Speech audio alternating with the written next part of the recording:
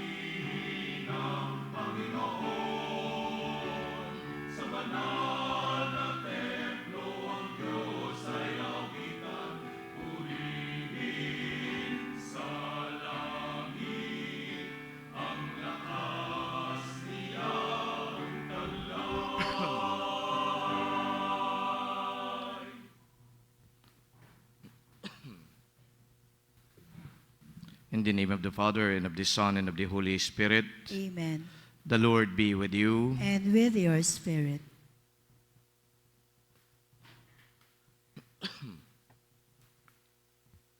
Gloria in excelsis Deo.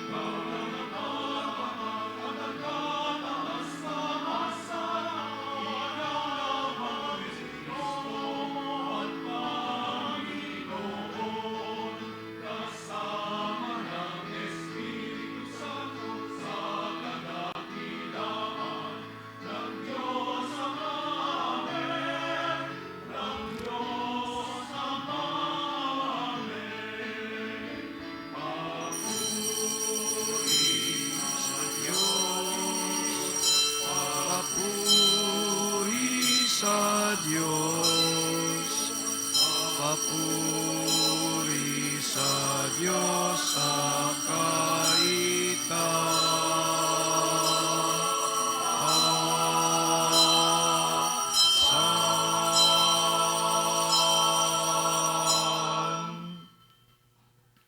Let us pray. O God, who on this day, through your only begotten Son, have conquered death and unlocked for us the path to eternity, grant, we pray, that we who keep the solemnity of the Lord's resurrection may through the renewal brought by your Spirit rise up in the light of life.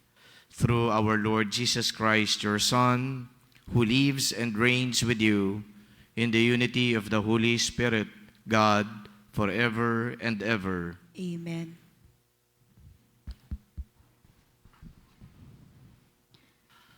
A reading from the Acts of the Apostles. Peter proceeded to speak and said, "You know what has happened all over Judea, beginning in Galilee after the baptism, that John preached, how God anointed Jesus of Nazareth with the Holy Spirit and power. He went about doing good and healing all those oppressed by the devil, for God was with him. We are witnesses of all that he did, both in the country of the Jews and in Jerusalem. They put him to death by hanging him on a tree. This man God raised on the third day and granted that he be visible, not to all the people, but to us, the witnesses chosen by God in advance, who ate and drank with him after he rose from the dead.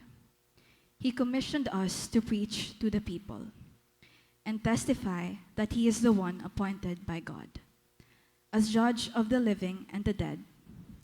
To him all the prophets bear witness that everyone who believes in him will receive forgiveness of sins through his name." The word of the Lord. Thanks be to God.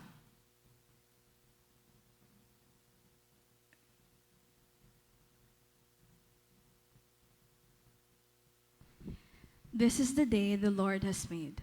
Let us rejoice and be glad. This is the day the Lord has made. Let us rejoice and be glad. Give thanks to the Lord, for he is good, for his mercy endures forever.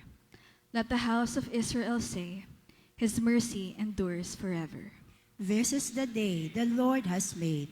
Let us rejoice and be glad. The right hand of the Lord has struck with power. The right hand of the Lord is exalted. I shall not die, but live, and declare the works of the Lord.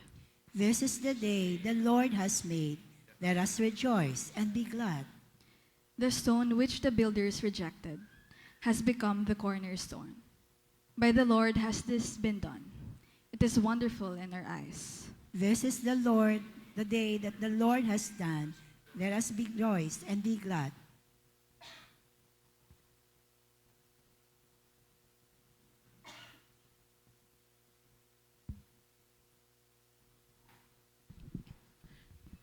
A reading from the letter of St. Paul to the Colossians. Brothers and sisters, if then you were raised with Christ, seek what is above, where Christ is seated at the right hand of God. Think of what is above, not of what is on earth.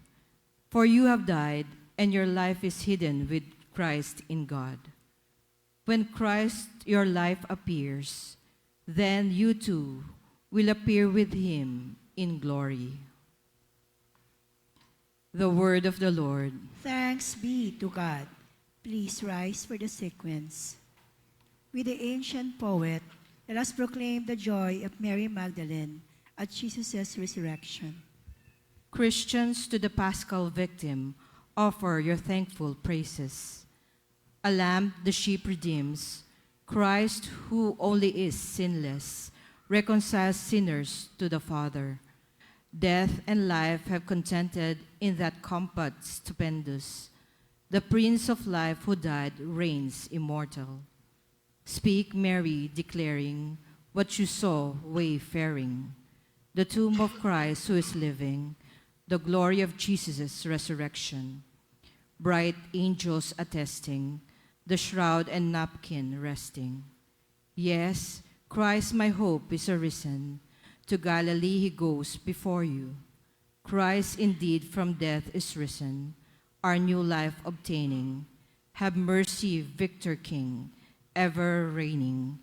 Amen. Alleluia.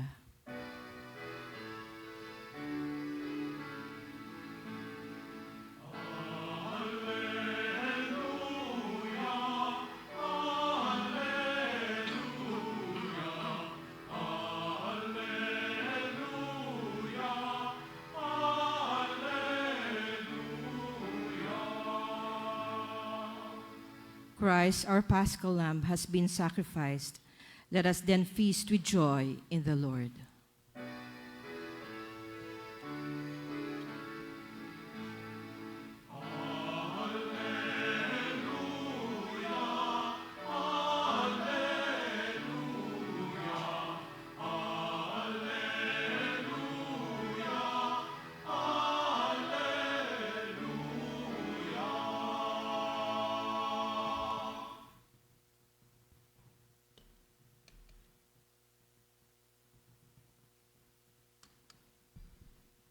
The Lord be with you. And with your spirit. The proclamation of the good news according to John. Glory to you, O Lord. On the first day of the week, Mary of Magdala came to the tomb early in the morning while it was still dark, and saw the stone removed from the tomb. So she ran and went to Simon Peter and to the other disciple whom Jesus loved, and told them, "They have taken the Lord from the tomb, and we don't know where they put him." So Peter and the other disciple went out and came to the tomb. They both ran, but the other disciple ran faster than Peter and arrived at the tomb first. He bent down and saw the burial clothes there, but did not go in. When Simon Peter arrived after him, he went into the tomb and saw the burial clothes there, and the cloth that had covered his head, now with the burial clothes but rolled up in a separate place. Then the other disciple also went in, the one who had arrived at the tomb first, and he saw and believed, for they did not yet understand the scripture that he had to rise from the dead. The good news of our salvation. Praise to you, Lord Jesus Christ. Happy Easter po sa inyong lahat. Yan. Pwede ba batiin naman natin yung mga katabi natin as a way of welcoming them in our celebration? Yan. So we had just finished all these Holy Week activities, and now we come to celebrate this, highest, kumbaga ay content or kumbaga pinaka-rurok na pagdiriwang ng ating pananampalataya, at ito na nga po yung Easter. But then, I'd like to give you a reflection, somehow explaining to you ano ba talaga itong resurrection at papaano natin ito maiintindihan na gumagamit tayo, of course, ng ating, kumbaga, ay pananampalataya, but at the same time, trying to be rational. Okay? Bakit ko sinabi gamit yung pananampalataya? Because the resurrection remains a mystery. And if it is a mystery, it cannot be understood by human reason alone. Kaya kailangan natin dito ng pananampalataya. Sabi nga po, nitong si Saint Anselm, yan po ay contemporary ni Saint Thomas Aquinas, a very good theologian. Ito po yung kanyang binanggit, credo ut intelligam. Ang ibig sabihin po niyan ay, I believe so that I may understand. Ulitin ko po, I believe so that I may understand. So nauna yung paniniwala bago nung makaunawa. Okay? So ganun din po ang mga Kristiyano. Tayo, napakarami nating napapakinggan ng mga piyesta na pinagdiriwang, but yung mga piyesta na yan ay nananatiling misteryo sa atin. Halimbawa po ng piyesta na yan, Immaculate Conception. So imagine a virgin, 13 years old at that, and then siya po ay ipinanganak daw na walang kasalanan. Dahil yung kanyang nanay, tao din na katulad natin, ay gumawa na ng paraan ng Diyos. Nang sa gayon, ang mahal na birhen, nung nasa sinapupunan siya ng kanyang nanay, hindi na mabahiran ng kasalanan. So yung rational interpretation natin dito, understanding, how can that be? Samantalang lahat naman ng ipinanganak dito ay may mortal ng kasalanan. Pero si Blessed Virgin Mary, wala. So again, naiintindihan natin dahil naipapaliwanag kahit papano, and yet there still remains some questions lingering in our mind. Kaya sabi ni St. Anselm, believe so that you may understand. So the movement is faith and then reason. Okay? So ngayon, ano po ba itong resurrection? If you recall, bago po yata tayo nagtapos ng Lenten season, ang gospel natin, yung 4th Sunday of Lent, ang gospel yata natin ay tungkol kay Lazarus. Sino ba si Lazarus? Hindi po ito si Lazarus na yung kumakain yung mayaman, tapos ando doon yung lalaki na nasa ilalim ng kanyang upuan o di kaya ng kanyang mesa. Ito po yung Lazarus na kaibigan ni Jesus. Anong nangyari kay Lazarus? Namatay. Sino mga kapatid ni Lazarus? Mary and Martha. Tapos dumating si Jesus. Nasa libingan na si Lazarus. Anong ginawa ni Jesus? Binuhay ni Jesus si Lazarus. Yung pagkabuhay ni Lazarus, hindi po yun resurrection. Ang tawag doon, mere resuscitation. Ibig sabihin, patay na, binuhay na muli, na resuscitate. Binuhay ulit. And then si Lazarus ay nagpatuloy sa kanyang buhay.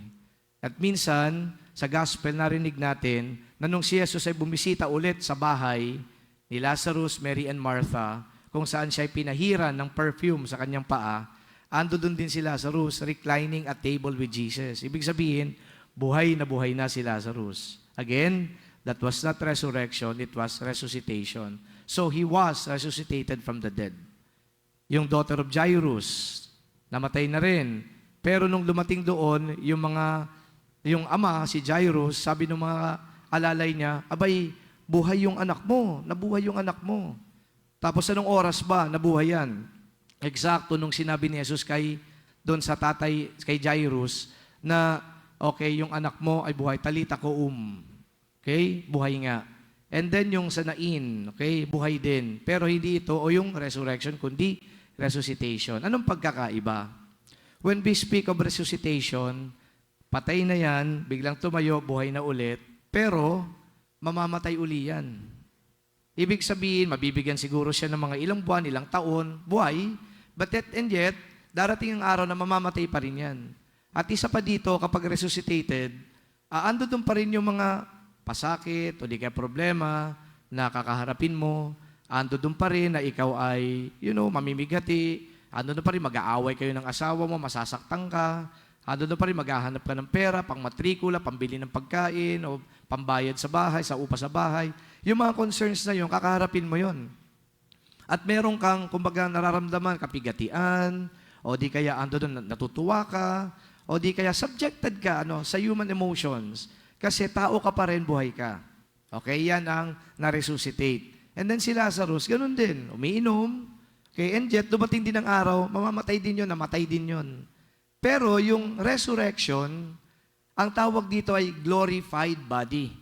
Anong ibig sabihin ng glorified body? Ang glorified body, immortal na yan. May katawan, ando doon ng kaluluwa, pero hindi na muling mamamatay yan, hindi na muling maagnas yan. Immortal na yan. Hindi ito yung tipong mga zombie na nakikita natin, gutay-gutay. Hindi ganun. Kasi glorified, parang binuo ka ulit. So, hindi na, kumbaga, ikaw ay nalanta o di kayo naging abo, kundi glorified. Nakita natin si Jesus kung anong itsura niya nung makita siya ng kanyang mga alagad nung ito ay tumakbo papunta ng tomb, yun ang nakita na glorified body. Taong-tao, katulad pa rin ang itsura ni Jesus, but this time, immortal na yun.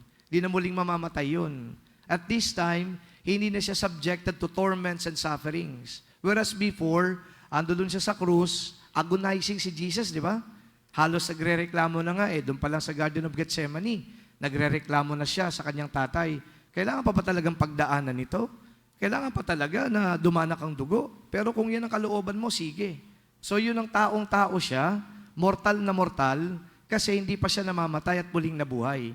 Ngayon, nung siya ay muling nabuhay, glorified again, use the word, a glorified body. Ang key doon ay yung word na glorified. Again, anong ibig sabihin yan? Immortal.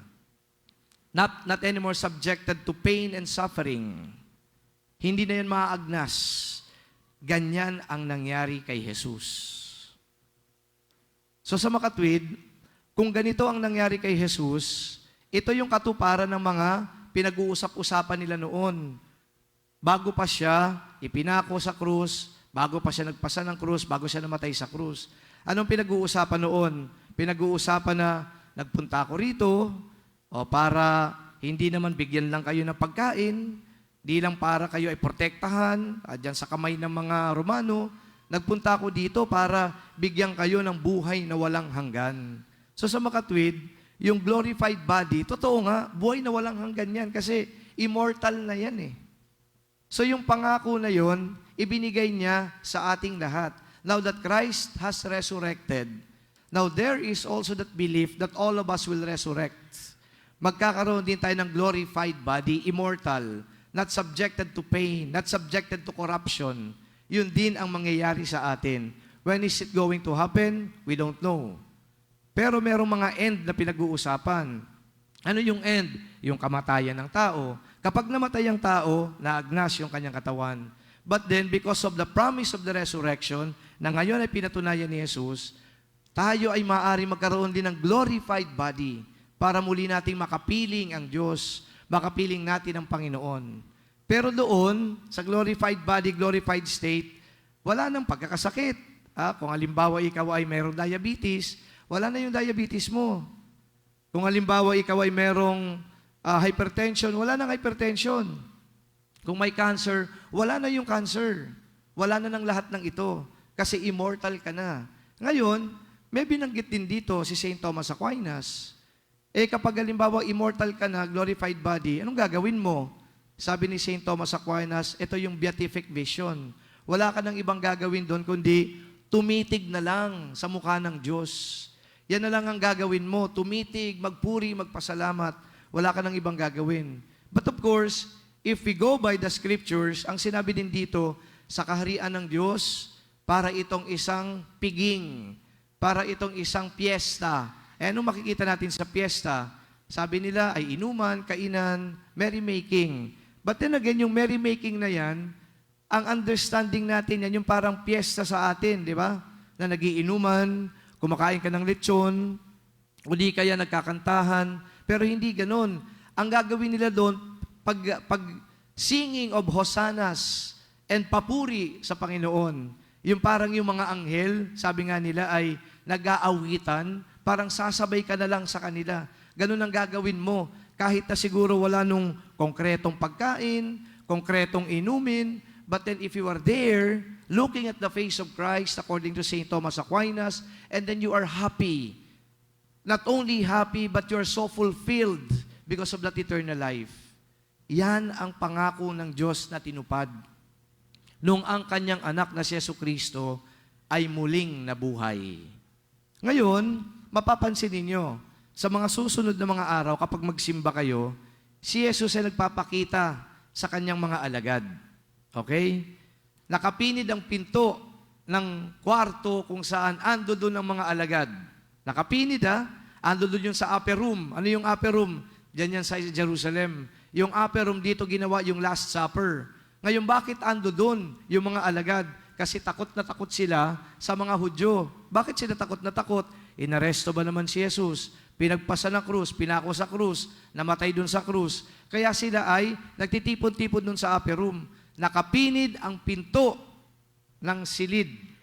Tapos biglang nagpakita si Jesus. Saan dumaan si Jesus? Yan ang tinatawag na glorified body din. Another aspect, glorified body, yung appearance niya ganito, pero pwede siyang mag-transcend. Doon po sa mga ganitong clothes, pwede siyang dumaan dyan. Pwede siyang, kumbaga, ay hindi natin makita, then mag-a-appear na lang bigla, yung pang isang katangian ng glorified body. Hindi yung katulad na resuscitated lang, patay muling nabuhay. Kapag dumaan ako dito, okay, mababangga ako dyan. Kumbaga, hindi ako makakapasok dyan, kailangan kong buksan yan. Okay? Pero yung glorified body, he can even pass through that without opening the door. Kaya doon sa gospel, kung natandaan ninyo, nagkikita-kita o nagtitipon-tipon yung mga alagad, takot na takot sila, and then all of a sudden, Christ appeared to them in all His human form, and then greeted them, "Peace be with you." Glorified form. And then kung naalala nyo pa, yung susunod na naman ng mga pagbasa yung gospel, naglalakad yung dalawang alagad, papunta sila ng Emmaus. Biglang-bigla, merong dumating na kasama nila. Kasunod na nila, naglalakad. Parang hindi naman nila napansin, biglang-bigla ando doon nakatabi nila. Anong ibig sabihin nun? Glorified body. Hindi nila napansin, pero nung kausap na nila, taong-tao. Pero yung kung paano dumating, kung paano, kumbaga ay tumabi sa kanila, hindi napansin ng dalawang alagad. Kasi nga another nuance of a glorified body.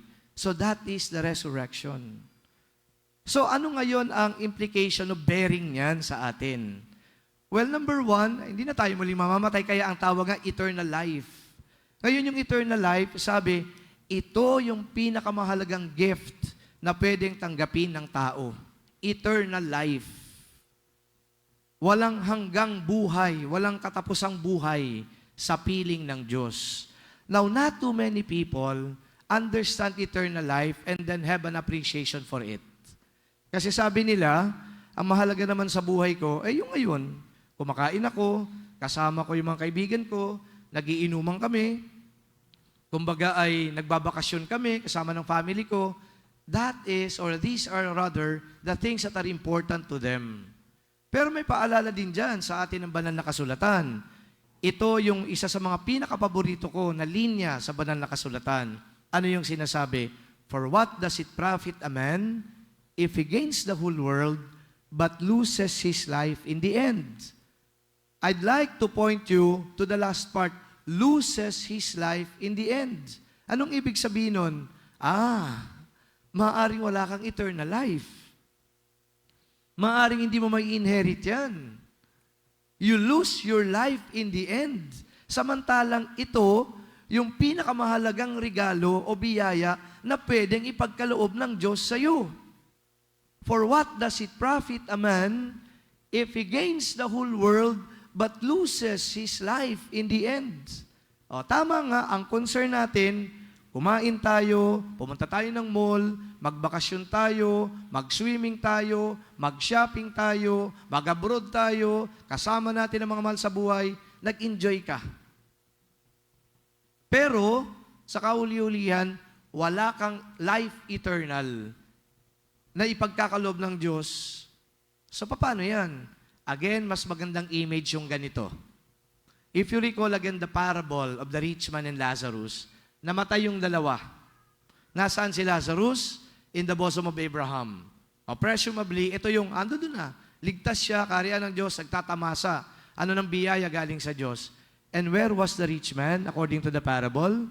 The rich man was in hell. May eternal life din. Eternal life. Ando doon din, nakikipag-usap pa nga eh. Yung nga lang, magkaiba yung estado nila. Si Lazarus ngayon ay tuwang-tuwa, kapiling ni Abraham, kapiling ng ama. Samantala ngayon, yung rich man, nasaan? May eternal life din, pero ando doon sa impyerno. Anong sabi ngayon ng rich man? Amang Abraham, payagan mo naman, bumaba ulit ako doon para warningan ko yung mga kapatid ko. Kasi yung mga kapatid ko, katulad ko din, mas masahol pa nga sa akin ng mga yun eh. Ayokong andi dito sila kasi hirap na hirap ako dito. That was the image or a picture given to us by the parable. So anong ini-imply niyan? Hindi ito yung pangakong buhay na ipagkakaloob ng Diyos sa atin. Yung ipagkakaloob na buhay sa atin ay katulad ng tinatamasa ni Lazarus doon sa parable. Kung saan, inaalagaan siya, masaya siya, walang darkness, maliwanag, there is joy, there is peace. That is eternal life. And now when Christ resurrected from the dead, binigay sa atin yung eternal life. Yung nga lang, bakit pa, Father, meron pang tinatawag nitong rich man ando doon sa impyerno? Kasi, kaya nga po tayo inaanyayahan din ng Diyos, gawin natin kung ano yung tama. Gawin natin kung ano yung naaayon sa kanyang kautusan. Sundin natin at isabuhay natin yung kanyang mga utos. Kasi, very crucial yun. Kung hindi natin magagawa ito, wala ding eternal life. Yan na yung binabanggit. For what does it profit a man if against the whole world, ginawa mo, gusto mo, nagawa mo yung mga nakuha mo, yung mga ninanais mo, nag-enjoy ka talaga. Pero binaliwala mo ang Diyos. Pero hindi mo sinunod ang Diyos. Dami-dami mong pera, yung pera ninakaw. Natutuwa ka dahil hindi lang isa ka relasyon mo, marami pala. Hindi yung pag-ayon doon sa turo ng Diyos. Kaya ang mangyayari, ando doon ka, hirap na hirap. That is not the life promised by God. The resurrection of Jesus gives us now a glimpse of how it is to live with God. Ganun pala ang ipinangako niya. At eto ngayon ang mas maganda pa. Kung naalala ninyo, when Christ was hanging on the cross, di ba ang daming mga nangiinsulto sa Kanya? Isa doon sa mga nanginsulto, yung katabi niya na isang magnanakaw, kala ko ba Diyos ka? Ba't hindi mo kayang iligtas ang sarili mo? You recall that one? Okay, meron pa niyan ha? Yung mga tao doon sa paanan ng krus, ganun din ang mga banat sa Kanya. King of Nazareth, Jesus, King of Nazareth, Jesus of Nazareth, King of the Jews, wala naman pala to Ayan di naman niya magawa ng paraan na iligtas siya sarili niya. Ganon ang mga sinisigaw ng mga tao. Ngayon, si Pilato nagtanong din, ikaw ba ang anak, ikaw ba ang hari ng mga Hudyo? Sabi ni Jesus ang sa kanya, sinabi mo. Ang mga sagot ni Jesus, para mga pahapyaw lang, hindi diretsahan Ikaw ba anak ng Diyos? Di naman diretsahan ang sagot ni Jesus Kung naalala ninyo, ang kanyang mga sagot parang, mga conjectures, mga pasimpleng, mga quip, ganun lang. Ngayon, napatunayan na. Totoo nga pala na ito ang Diyos, ito ang Mesiyas. Bakit? Kasi nung ando doon siya sa krus, parang ang patunay noon, wala talaga to. Di naman to Mesiyas Na-ingrain sa utak ng mga tao na hindi Mesiyas yan, hindi anak ng Diyos yan. Tingnan mo, patay na nga Pero nung siya'y muling nabuhay, eto na pagpapatotoo. Eto na yung parang pinabubulaanan sa Tagalog. Yung mga expressions of disgust and insults hurled at Jesus. Kala ba namin anak ka ng Diyos? Kala ba namin Diyos ka? Wala ka naman palang magawa Nung siya ay nabuhay, pinatunayan niya. Wala nang sabi-sabi. Wala nang explanation. Tayo, kapag tayo ay nakukorner, nag-explain pa, di ba? Dami pa nating mga paliwanag. Ito, gumawa na lang. 3 araw, mula nang mamatay, bigla na lang nabuhay. Di natameme ngayon. Yung mga critics niya. Pero totoo bang natameme? Ito, bibigyan ko kayo ng isang information. Ang mga Sadducees, hindi naniniwala yun na si Jesus ay muling nabuhay. Alam niyo yung mga Sadducees, mga grupo yan ng mga Hudyo. Ang madalas na nababanggit sa banal na kasulatan, di ba, Pharisees. Tama. Pharisees lagi nangiinsulto, bla bla bla. And then may Sadducees. Then may scribes pa. Mga grupo yan ng tao. Ngayon, yung mga Sadducees, nabuhay na nga si Jesus, talagang hindi pa rin naniniwala. Alam ninyo kung anong kanilang assertion? Sabi ng mga Sadducees, ninakaw lang yung katawan yan Magpahanggang ngayon yung mga taong yan, hindi pa rin sila naniniwala na si Jesus ay muling nabuhay. In a glorified form, ninakaw lang yung taong yan. So ito ang sinasabi natin, kawalan ng pananampalataya. My dear friends, brothers and sisters, the resurrection of Christ, like the other solemnities that we celebrate and mysteries that we commemorate, indeed, they remain to be a mystery. We try to explain in its most rational way. But then again, there will always be questions. There will always be doubts that will linger. But that's not the point. It is first of all an act of faith that we believe in these mysteries as well as the resurrection. Sabi nga, Ngayon, hindi pa ninyo mauunawaan. It was Christ telling His disciples, you cannot bear it now, pero darating ang oras, lahat ng yan ay inyong mauunawaan. For as long as we're still alive, our human capacities may not be enough to understand these mysteries. That's why we have our faith. And our faith dictates that Christ died and rise from the dead to give us life eternal. And this solemnity that we celebrate today is not just a figment of imagination. It is historical fact. Historical fact that may not be fully understood by human reason alone, but a historical fact that may be understood by the use of our faith. Credo ut intelligam. I believe so that I may understand. Darating ang araw when we are face to face with God, that perhaps full human understanding may happen. Pero ngayon na andito tayo, tama na natanggapin natin. Totoo nga ang mga pinangako ng Diyos. Alam ninyo ang implication niyan sa buhay natin? Simple lang.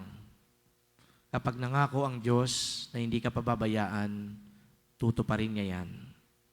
Kaya lahat ng mga pinagdadaanan mo, nagkakasakit ka, nahihirapan ka, may problema ka, dadaan lang yan. Sapagkat ang pangako ng Diyos, tutulungan ka niya in His own time.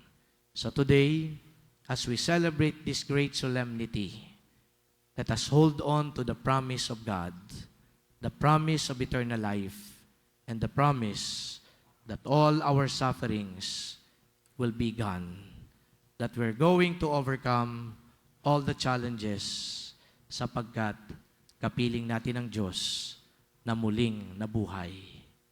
Amen at Happy Easter sa inyong lahat.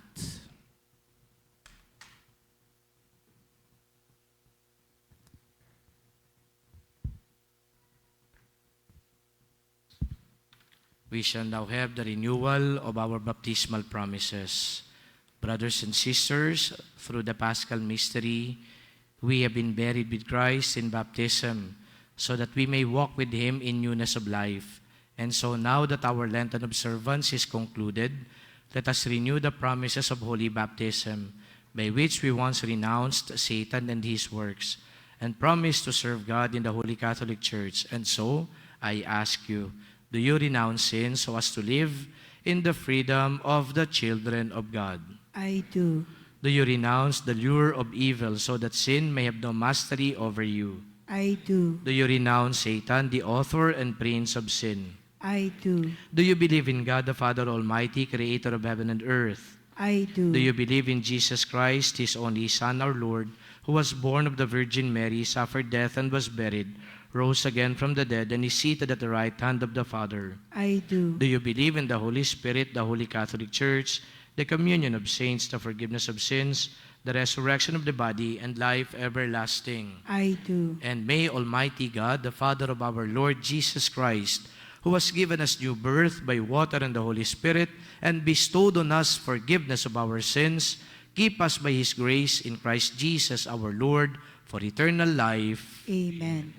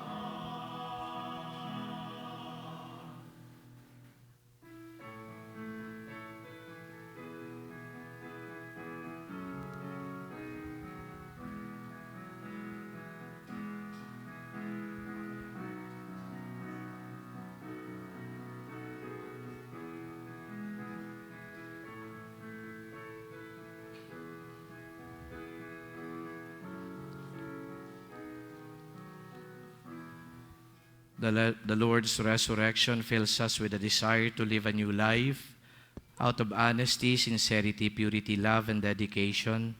Let us pray that this may come true for everyone. Lord, graciously hear us. Lord, graciously hear us. That the community of believers may witness Christ's resurrection, believing in constant conversion from sin.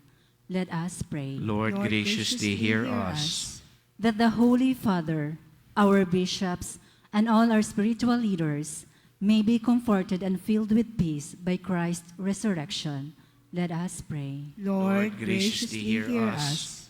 That those weighed down by violence, oppression, and suffering may find in the resurrection the courage to keep striving for a better world.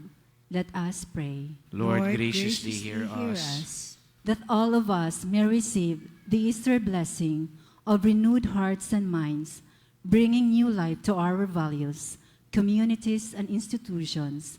Let us pray. Lord, graciously hear us. Let us pray in silence for our intentions. Let us also include in our prayers all the intentions offered in this Mass, thanksgiving of those celebrating their birthdays, healing of those who are sick, especially Maria Elena, Manny, and Jay, for the eternal repose of those who died.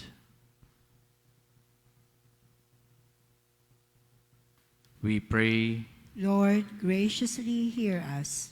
Lord God, may the glory of your Son's resurrection always shine in our lives, and may our thoughts, words, and deeds reflect the new life you have given us. We ask this in the name of Jesus Christ, our Lord. Amen.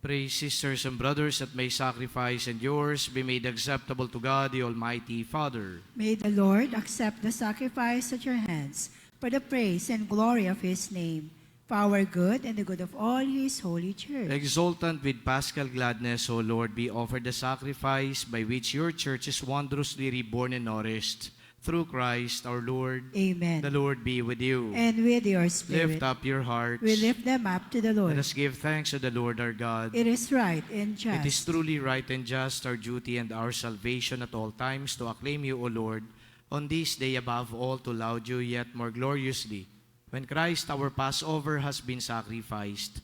For he is the true Lamb who has taken away the sins of the world. By dying, he has destroyed our death. By rising, restored our life. Therefore, overcome with paschal joy, every land, every people exalts in your praise, and even the heavenly powers with the angelic hosts sing together the unending hymn of your glory as they acclaim.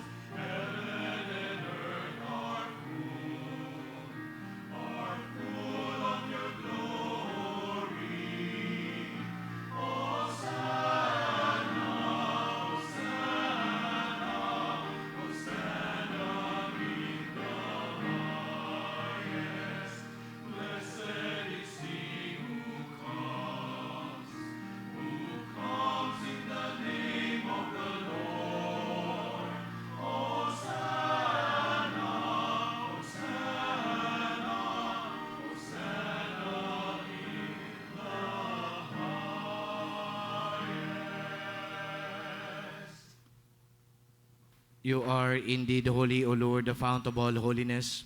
Make holy, therefore, these gifts, we pray, by sending down your Spirit upon them like the dew fall, so that they may become for us the body and blood of our Lord Jesus Christ.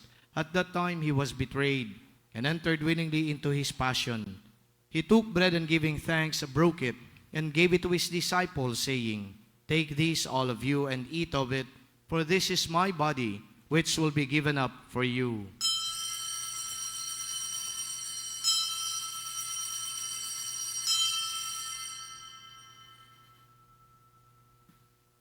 In a similar way, when supper was ended, he took the chalice, and once more giving thanks, he gave it to his disciples, saying, Take this, all of you, and drink from it, for this is the chalice of my blood, the blood of the new and eternal covenant, which will be poured out for you and for many for the forgiveness of sins. Do this in memory of me.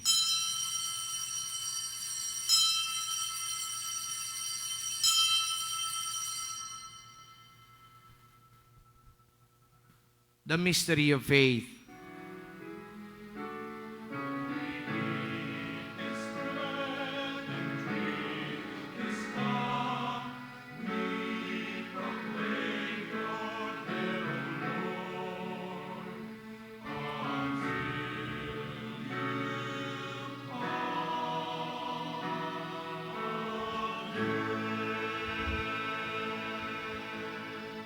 Therefore, as we celebrate the memorial of his death and resurrection, we offer you, Lord, the bread of life and the chalice of salvation, giving thanks that you have held us worthy to be in your presence and minister to you.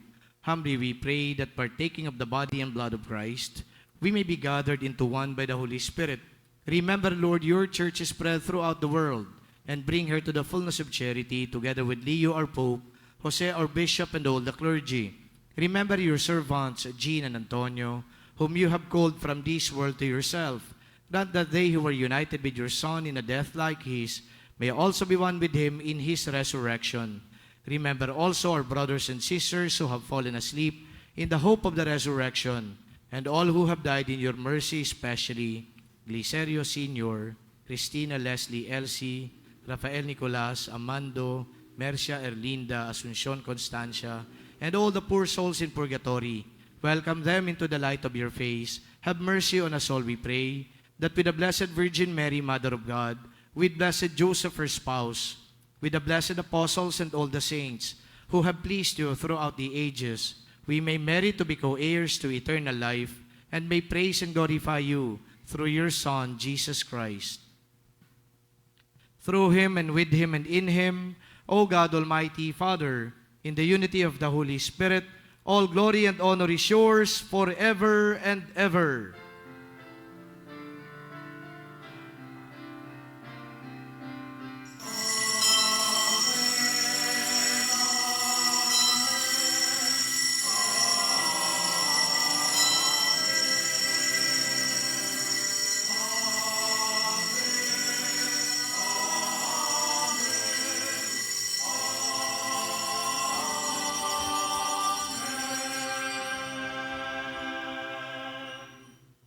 Let us ask the Father to forgive our sins and to bring us to forgive those who sin against us.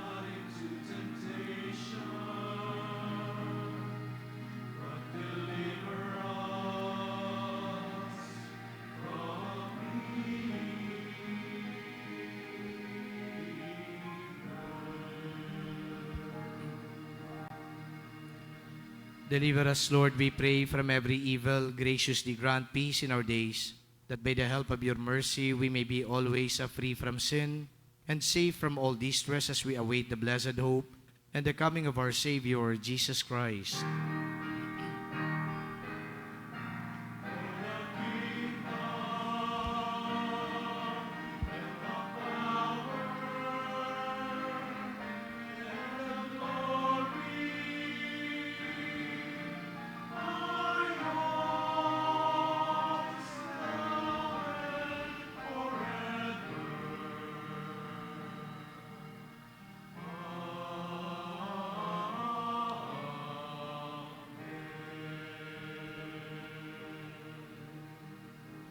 Lord Jesus Christ, who said to your apostles and to all of us gathered here this afternoon, peace I leave you, my peace I give you. Look not on our sins, but on the faith of your church, and graciously grant her peace and unity in accordance with your will, who live and reign forever and ever. Amen. The peace of the Lord be always with you. And with your We spirit. now share with one another the peace of Christ. Peace be with you all.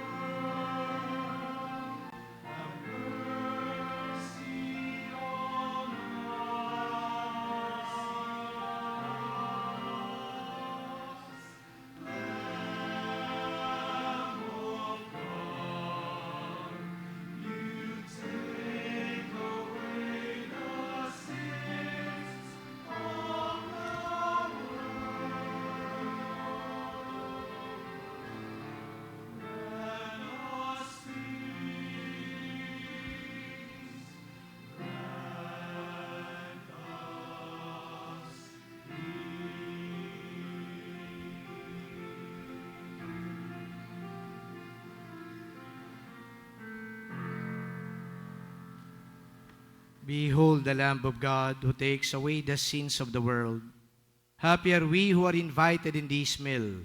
Lord, I am not worthy that you should enter under my roof, but only say the word, and my soul shall be healed.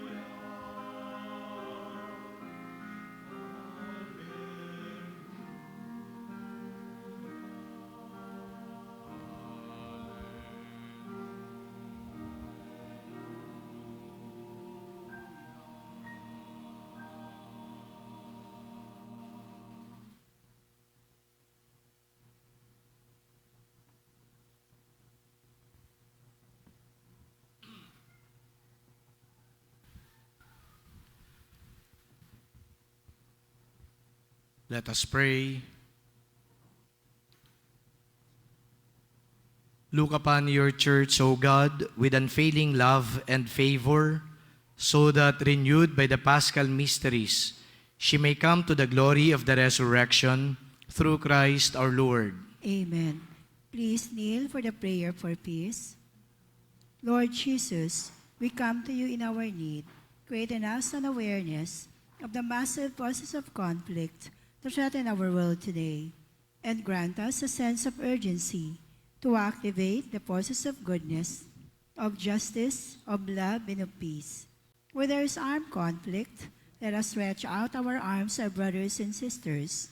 Where there is abundance, let there be simple lifestyle and sharing. Where there is poverty, let there be dignified living and constant striving for just structures. Where there is selfish ambition, let there be humble service. Where there is injustice, let there be atonement. Where there is despair, let there be hope in the good news. Where there are wounds of division, let there be unity and wholeness. Help us to be committed to the building of your kingdom, not seeking to be cared for, but to care, not expecting to be served, but to place ourselves in the service of others, not aspiring to be materially secure, but to place our security in your love. Teach us your spirit, for it is only in loving imitation of you, Lord, that we can discover the healing springs of life that will bring about new birth to our earth and hope for the world. Amen. Our Lady, Queen of Peace, Pray for us. please be seated. We have Easter surprise for the children to be distributed after the Mass. We ask the children to come forward and form a 2 lines. Thank you. So yung pong mga bata, meron pong gift na ibibigay ang EDSA Shrine sa inyo at pwede kayong pumila mamaya, immediately after the final blessing. And of course, kasama na din yung mga magulang. Kung sa mga bata ay merong mga ibibigay na candies, goodies, yung mga magulang pumila din, magbibigay po ang EDSA Shrine ng tigsa 10,000 piso. Okay. Para mahal na ho gasolina kaya di naman kayo binibigyan ng gobyerno, kaya EDSA Shrine na lang. No? Okay? Kaya darating na eleksyon, iboboto nyo yung rector ng EDSA Shrine. The Lord be with you. And with your spirit. Bow down for the blessing. May Almighty God bless you through today's Easter solemnity, and in His compassion, defend you from every assault of sin. Amen. And may He, who restores you to eternal life in the resurrection of His only begotten Son, endow you with the prize of immortality. Amen. Now that the days of the Lord's Passion have drawn to a close, may you who celebrate the gladness of the Paschal feast come with Christ's help and exulting in His Spirit to those feasts that are celebrated in eternal joy. Amen. And may the Almighty and loving God bless you all, the Father, the Son, and the Holy Spirit. Amen. The Mass has been offered. Go in peace to love and serve the Lord. Alleluia, alleluia. Thanks be to God. Alleluia, alleluia.